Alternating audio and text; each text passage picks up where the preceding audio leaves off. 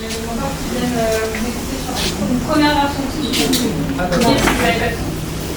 ce Non, il faut un truc qui claque. Ouais. Marcher facile, c'est long.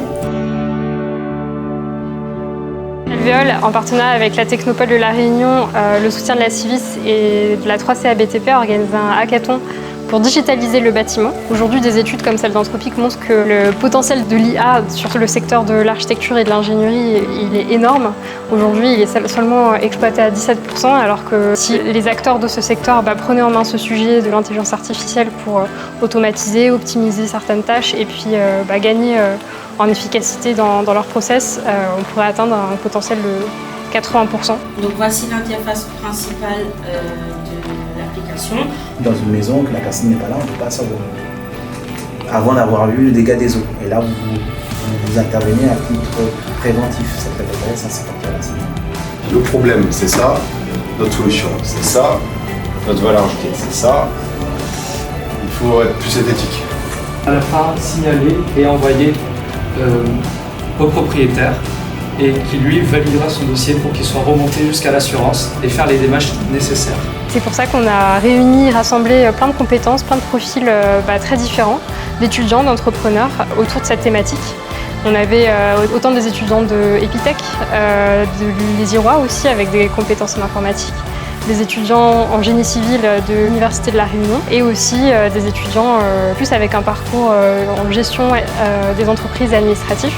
Donc ça permettait de faire un cocktail un peu diversifié pour justement croiser plein de regards, plein de compétences sur les problématiques qu'ont posées les porteurs de défis.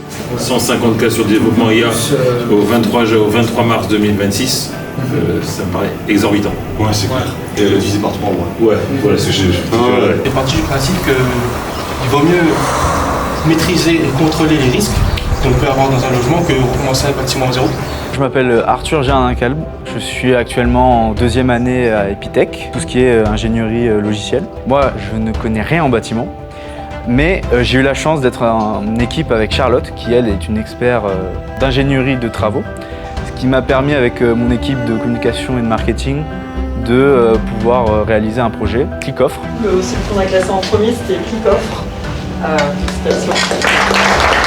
C'est une plateforme digitale réservée pour les TPE et les PME.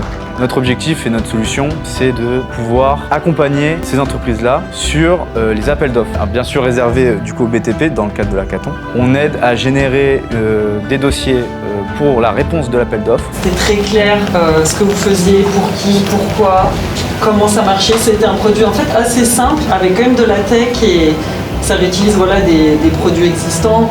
Donc c'est un produit qu'on pourrait faire demain et amener au marché avec vraiment une viabilité économique. Donc on a trouvé ça pertinent, limpide. C'était 2 jours intenses pour les étudiants pour déjà arriver à comprendre et à s'immerger dans ce sujet qui peut être complexe mais qui concerne tout le monde et de faire en sorte qu'ils se saisissent de ces problématiques, qu'ils réfléchissent à une solution, à une vision produit vraiment concrète avec des fonctionnalités et qu'ils imaginent des premières versions d'un outil logiciel ou digital.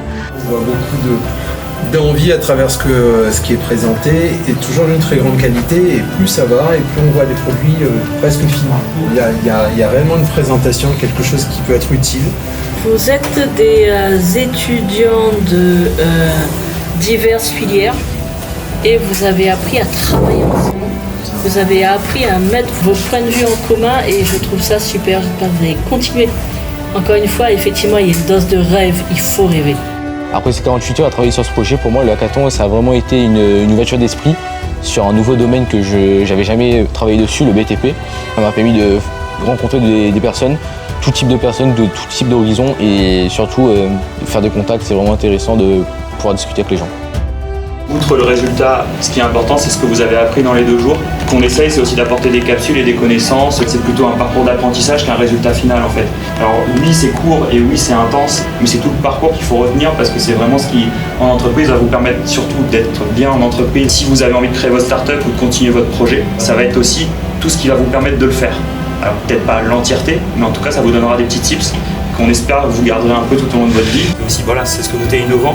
Il faut le garder, ce côté entrepreneur, il faut le garder. Merci à tous.